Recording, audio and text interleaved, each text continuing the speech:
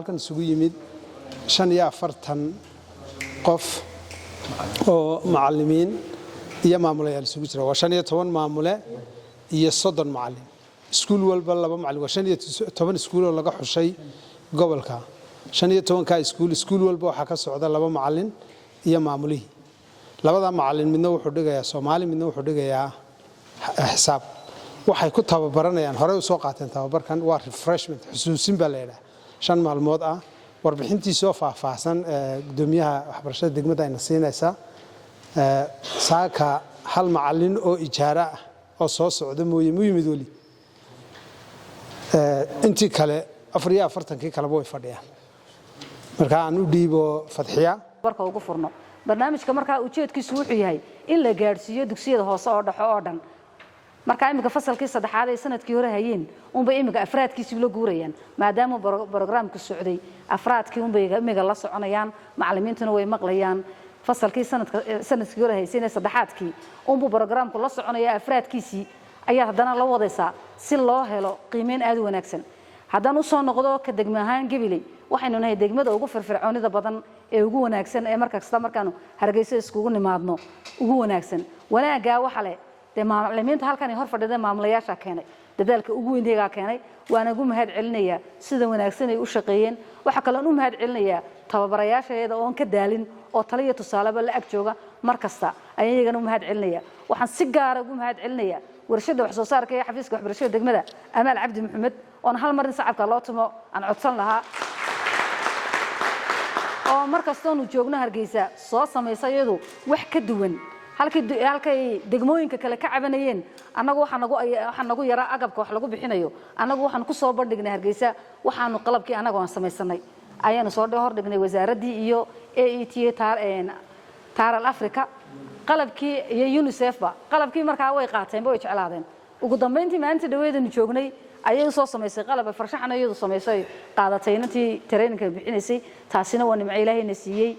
qofku hadduu daacad noqdo wax walba uu qaban karaa dhamaanteen waxaan isku wada mahadinaynaa si inuu barnaamijka aan gacmaha isku qabsanay aynu si fiican u wadnay imigana waxaan rajaynaynaa maadaama midhadhalkiisa la sugayo midhadhalkaas inuu noqon doono ku dugsiyadeena oo dhan saameyn ku yeelan doona wax ka bedel ku sameyn doona sidii si ka weyn inaynu gacmaha isku qabsano hal mid baan maamulayaasha odhanaya maamulayaashu yaana ismoodinuun in training-ka inta yare la imanayo ayagu de joogayaan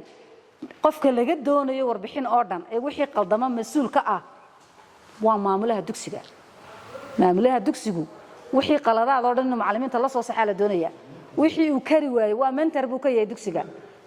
dugsigu mentor ka yahay hadduu isagu qaladaadkaasi soo dhaafaan ama uu garan waayo ama ay ku adkaato waxa la jooga MTG baa u jooga saddexdii tababaraa ku jooga anaga ku joogna oo taliya tusaale ku siinaya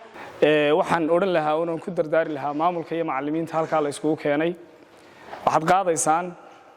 fariin dugsiyadiina u celinaysaan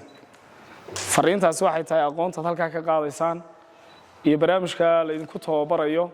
cidda hogaaminaysa mas'uuliyadeeda qaadaysa waa idinka weeyii quruxdiisa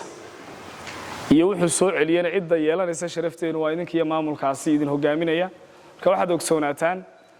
inta aad ayaamaha kooban ee joogtaan insha Allah inaad aqoontaasi waxa la idin dhigayo inaad dadaal badan ku bixisaan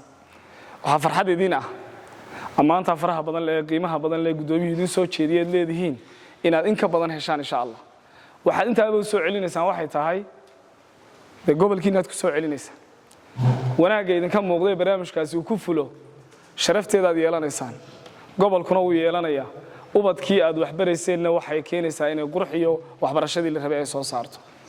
waxaan dardaarankayga ku darayaa oo kale iyadana macallinku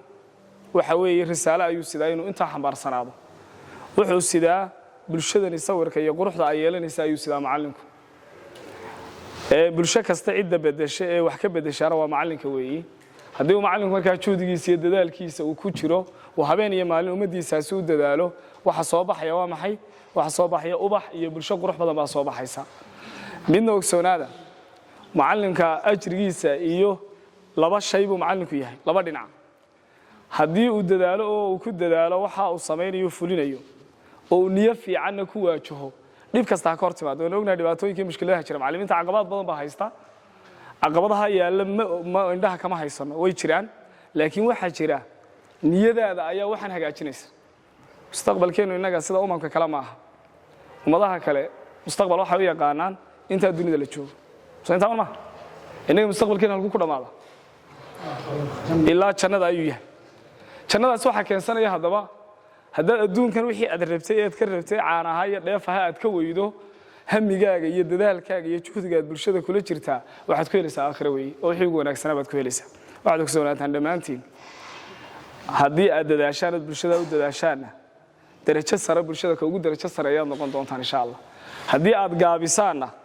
oo inuun hagrataana waxaad noqonaysaan xagga kale cagsiga maxay noqonaysaa naarta iyo ilaahay naga magaala subhanahu wa ta'ala abaalmarinta xaggaana culays bay noqonaysaa runtii halkan uu ka dheeriyahay runtii waxaan ku dardaarmayaa hawsha isxasuusinta muddada kooban soconaysa inaan muddada kooban aynu joogno ee 5 cisho inaan ku dadaashaan sidii loo joogtayn lahaa ee warbixin wanaagsan runtii aad u kala dhaxal lahaydeen duniduna waa khibrad iyo wax isweydaarsi iyo wax kala kororsi dadkuna waxay ku fiican yihiin inaad keebelka ka maqan aad weydiisaa adoo wax kororsi ma ku tahay waxyaalo kugu ma marka information aad hayso iyo information kan hay marka la soo geeyo xogta haysan imika ay la wadaagiyo weelaysan intaas oo lagu cisho iskuuladii ardaydii ayaan waxa rajeenaa in wax ka bedeli doonto wax soo saarkii aynu u baahnayn wax laga bedelo barashan taral runtii laga soo shaqeeyay inta muddadaaba xogtiisa oo nahayn maamulahan waan ognahay runtii inuu wax ka bedelay ardaydii iyo iskuuladii la geeyay sida ay sheegtay maamulaha ama gudoomiyaha degmadu wax kasta oo la geliyo waqtina madadalkiisa iyo wax soo saarkiisa waa la helaa geebile runtii amaanteeda iyo sharafteeda cid yeertana waa tiimkiina wax barashada gacanta ku haya marka in barnaamij lagu guuleysto Soomaaliland bala keeno inaan hormuud ka noqonaa waa wax weyn shaytaan waddan Afrika kamid lagu tijaabiyay qaar baa fayl garoobay Soomaaliland loo soo wareejiyay hadda Soomaaliland loo kayay 4 gobol baa lagu tijaabiyay oo hadda socda Boorama Gabiley Hargeysa iyo Berbera saadarteed barnaamijkan wuxuu keensan karaa waxyaabo badan oo ay wadamo kale qaban kari waayeen oo la aqoonsan yahay inuu waddanka qaban karo runtii de wax la dhayalsan karo ma marka saa loo eego fariinta waxbarashada la sidaana wax weyn bay runtii ka bedeli doonta mustaqbalka waxaan runtii aad iyo aad ugu bogaadinayaa in shaqada ay haysaan la dirto qabataan iyo daacadnimo oo ogna runtii duruufo badan way jiraan laakiin macalinku saa la sheegay rasuulkeeni buu ka turjumay calayhi salaam waa qof wax baraya waa qof doonay in dadka uu ka soo saaro jahli nuur u saaro waa qof dadka ka soo saaray mugdi oo aftiin u saaraya marka waa inaad aragtaan runtii inaad dadka cidda wax meel ka dhaqaajitay meel geyn kartaana ee tahay macallimiinta ay tahay waxbarashada marka la eegana cidda bees oo waa halkan hoose dhexe weey